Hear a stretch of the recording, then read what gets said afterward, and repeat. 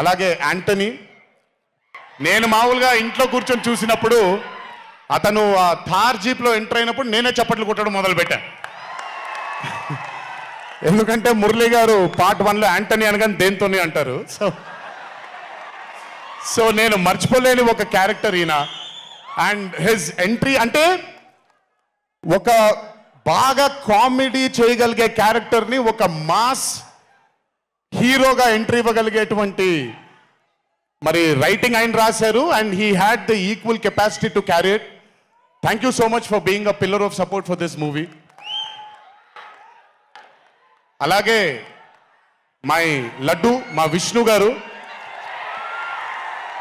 I think I'm sorry ఎవరు ఏమనుకోవద్దు మీ ముగ్గురు, బట్ ఐ థింక్ ఈ cinema if it was not Vishnu గారు ఈ రోజు ఇంత పెద్ద హిట్ అయ్యేది కాదేమో. నన్ను మామూలుగా చాలా మంది అడుగుతారు రాముడుగా చేయడం ఈజీయా లేకపోతే రావణాసురుడిగా చేయడం కష్టమా అని. రాముడుగా చేయడమే మనకి చాలా కష్టమైన పని. ఎందుకంటే ఇన్నోసెన్స్ అనేది మనం చాలా ఎక్స్పోజర్ వచ్చేసిన తర్వాత ఇన్నోసెంట్గా బిహేవ్ చేయడం మనం మర్చిపోయాం లైఫ్లో.